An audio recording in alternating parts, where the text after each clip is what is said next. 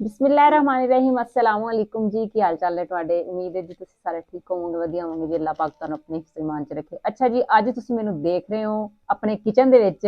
ਅਕਸਰ ਔਕਾਤ ਤੁਸੀਂ ਮੈਨੂੰ ਦੇਖਿਆ ਬਾਹਰ ਖੇਤਾਂ ਵਗੈਰਾ 'ਚ ਕੰਮ ਕਰਦੇ ਆ, ਲੇਕਿਨ ਅੱਜ ਮੈਂ ਮੌਜੂਦ ਹਾਂ ਜੀ ਆਪਣੇ ਘਰ ਦੇ ਕਿਚਨ 'ਚ। ਅਸੀਂ ਲੱਗੇ ਸੀ ਜੀ ਮੱਛੀ ਫਰਾਈ ਕਰਨ। ਤੇ ਕਿਸ ਤਰੀਕੇ ਨਾਲ ਅਸੀਂ ਮੱਛੀ ਫਰਾਈ ਕਰਨੇ ਆ ਜਾਂ ਕਿਹੜੇ ਤਰੀਕੇ ਨਾਲ ਮਸਾਲਾ ਲਗਾਉਂਦੇ ਆ, ਮਸਾਲਾ ਲਗਾਉਣ ਦਾ ਸਾਡਾ ਕੀ ਤਰੀਕਾ ਹੈ, ਤੇ ਅਸੀਂ ਕਿਹਾ ਕਿਉਂ ਨਾ ਤੁਹਾਡੇ ਨਾਲ ਅੱਜ ਸ਼ੇਅਰ ਕਰ ਲਿਆ ਜਾਏ। ਸਭ ਤੋਂ ਪਹਿਲੇ ਤਾਂ ਤੁਹਾਨੂੰ ਦੱਸੀਏ ਕਿ ਸਰਦੀ ਹੈ ਬਹੁਤ ਜ਼ਿਆਦਾ, ਤੁਹਾਨੂੰ ਪਤਾ ਹੀ ਹੈ, ਜਿਸ ਤਰ੍ਹਾਂ ਕਿ ਅੱਜ ਕੱਲ੍ਹ ਧੁੰਦਾਂ ਦਾ ਵੀ ਸਿਲਸਿਲਾ ਕਾਫੀ ਸ਼ੁਰੂ ਹੋਇਆ ਹੈ। ਤੇ ਇਹ ਦੇਖੋ ਮੇਰੇ ਹਸਨ ਨੂੰ ਦੇਖ ਲਓ ਤੁਸੀਂ ਜੀ, ਇਹ ਮੇਰਾ ਬੇਟਾ ਹੈ। ਤੇ ਇਹਨੂੰ ਮੈਂ ਸ਼ਹਿਦ ਪਾ ਕੇ ਦਿੱਤਾ ਹੈ ਇਹਦੇ ਅੰਦਰ, ਕਟੋਰੀ ਦੇ ਅੰਦਰ, ਕਿ ਸ਼ਹਿਦ ਖਾਏਗਾ। ਉਹਨੇ ਸ਼ਹਿਦ ਤੇ ਖਾ ਲਿਆ ਉਹ ਜ਼ੁਬਾਨ ਦੇ ਨਾਲ। ਵੈਸੇ ਵੀ ਉਹਨੂੰ ਜਿਹੜਾ ਨਾ ਅੰਦਰੋਂ ਇਨਸਾਫ ਕਰ ਰਿਹਾ, ਉਹਨੂੰ ਇੰਨਾ ਜ਼ਿਆਦਾ ਸ਼ਹਿਦ ਪਸੰਦ ਹੈ, ਹੱਸ ਰਿਹਾ। ਅੱਛਾ ਨਾਜ਼ਰੀਨ, ਅਸੀਂ ਗਏ ਸੀ ਬਾਜ਼ਾਰ ਨਾ, ਤੇ ਮੈਂ ਕਿਹਾ ਉੱਥੇ ਜਦੋਂ ਮੱਛੀ ਦੇਖੀ, ਮੈਂ ਕਿਹਾ ਸਰਦੀਆਂ ਦਾ ਇਹ ਵੀ ਇੱਕ ਨਾ ਬੜਾ ਅੱਛਾ ਜਿਹਾ ਤੋਹਫਾ ਹੈ, ਘਰ ਜਾ ਕੇ ਖਾਈਏ ਬੜਾ ਮਜ਼ਾ ਆਏਗਾ। ਅੱਛਾ ਜੀ, ਇਹ ਤੁਸੀਂ ਦੇਖ ਰਹੇ ਹੋ ਕਿ ਮੱਛੀ, ਇਹਨੂੰ ਅਸੀਂ ਇਹ ਖੁੱਲੇ ਬਰਤਨ 'ਚ ਪਾ ਲਾਂਗੇ ਸਾਰੀ। ਮੈਂ ਧੋ ਕੇ ਜਿਹੜੀ ਹੈ ਨਾ ਇਸ ਬਰਤਨ 'ਚ ਨਿਕਾਲ ਲਈ ਸੀ। ਦੇਖੋ ਪੀਸ ਤੁਸੀਂ ਇਸ ਤਰ੍ਹਾਂ ਉਹਨਾਂ ਨੇ ਕਰਕੇ ਸਾਨੂੰ ਦਿੱਤੇ ਨੇ। ਅੱਗੇ ਤੁਹਾਨੂੰ ਮਸਾਲੇ ਨਜ਼ਰ ਆ ਰਹੇ ਨੇ ਜੀ, ਇਹ ਬੇਸਨ ਹੈ, ਇਹ ਨਿੰਬੂ ਦਾ ਰਸ ਨਿਕਾਲਿਆ ਹੋਇਆ, ਠੀਕ ਹੈ। ਇਹਨੂੰ ਬੇਸਨ ਜਿਹੜਾ ਨਾ ਅਸੀਂ ਉੱਪਰ ਜ਼ਿਆਦਾ ਨਹੀਂ, ਅਸੀਂ ਤਾਂ ਹਲਕਾ ਜਿਹਾ ਹੀ ਬੇਸਨ, ਵੈਸੇ ਮੈਂ ਤਾਂ ਲਗਾਉਂਦੀ ਹੁੰਦੀ ਹਾਂ ਮੱਛੀ ਨੂੰ, ਜ਼ਿਆਦਾ ਬੇਸਨ ਮੈਨੂੰ ਨਹੀਂ ਅੱਛਾ ਲੱਗਦਾ ਹੈ, ਨਾਲੇ ਨਾ ਫਿਰ एडी खास फ्राई नहीं, फिर ढिली ढिली जी फ्राई होंगी है मच्छी।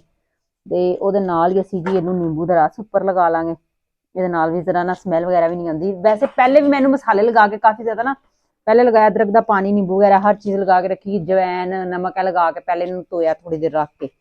उस तो बाद जी दड़ा मिर्च नज़र आ रही है, थोड़ी जी जी है ना अजवैन रखी हुई है, नाल सुक्का धनिया पीसिया है, यह भी लगावांगे जी। नाल नमक पिया है, तो यह जी नाल अदरक ते लसन, यह भी ये अंदर जो फिर दोबारा मैं ऐड करांगी, ठीक है। दड़ा मिर्च असी थोड़ी जी ना अपनी मर्जी है जी, जिन्नी को जरूरत है, जिन्नी को स्पाइसी तुम खाना चाहते हो उन्नी को दड़ा मिर्च भी अंदर शामिल कर लाँगे, ठीक है। बाकी अदरक ते लसन मैं इंज सट लाँगी, ਇਹਦਾ पानी भी बना के मतलब अंदर सट लीता, लेकिन अपनी मर्जी हो। यह थोड़ा जिहा असी जी नमक उत्ते खिलार लाँगे, ठीक है। कुछ धनिया,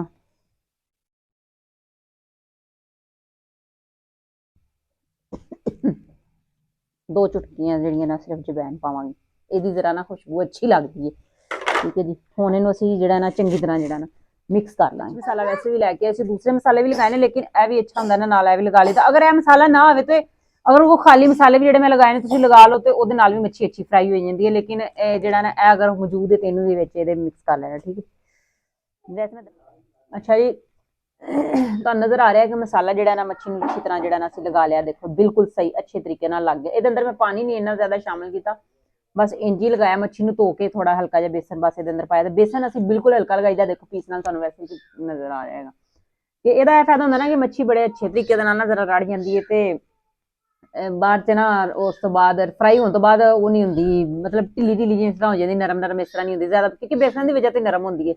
अच्छा जी, बाकी जो ना ऐसे ही साडा इनू मसाला लगाने का तरीका जो तुहाडे नाल शेयर किया। अच्छा जी, मच्छी नूं अच्छी तरह असीं मसाला लगा लिया सी, इनू थोड़ी देर वास्ते असीं रखिया। हुण जिहड़ा ना तेल घ्यो तुसीं देखदे पए हो कढ़ाई च पा के काफ़ी गर्म हो चुकिया है, इन्ना गर्म हो गया कि जिहड़ा असीं ना इहदे च पीस तल सकीए। ते दरमियानी जी आंच दे उत्ते ना इनू असीं गर्म कर लिया तेल नूं, ते हुण इहदे अंदर असीं जिहड़े ना इहदे पीस पा देंगे मच्छी दे। इनू हल्की हल्की आंच ते पकावांगे ताकि ना अच्छे तरीके नाल पक जाण। जिन्नी हल्की आंच से पकावांगे उन्नी ज़्यादा मज़ेदार भी बनेगी, तो उन्नी ज़्यादा सही भी पकेगी।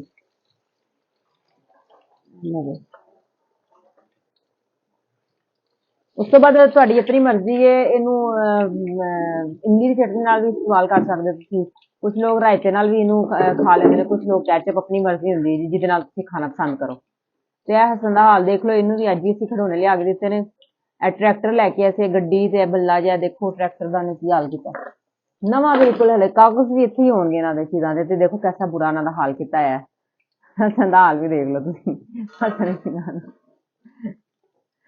उन्हें आके हर चीज़ खोल के अपनी तोड़ मोड़ के भी रखती है, लेकिन जी उन्होंने पैसे भी नहीं उन्हें पूरे इंज ही करते हैं पैसे पूरे।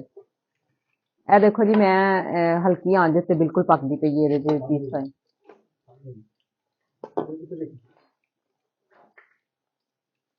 अच्छा जी, मच्छी हो गई फ्राई, ते ए हुण असीं देखो कढ़ने पे, ते नीचे अखबार ट्रे च रखिया होया इस वजह तो कि ना घ्यो जिहड़ा होएगा ना चूस लेगा, बर्तन च घ्यो नहीं लगेगा, सारा अखबार चूस लेगा, ठीक है। ते हुण लगे जी असीं इहनूं खाण, नाल असीं कैचअप रखी है, नाल असीं सलाद, बोतल, रोटी। तुहानूं मेरा व्लॉग कैसा लग्या लाजमी तुसीं कमेंट करके दसना है। फिर कोई अच्छी वीडियो लैके तुहाडे सामने जी हाज़र होवांगे। सानूं दे इजाज़त, रब रखा।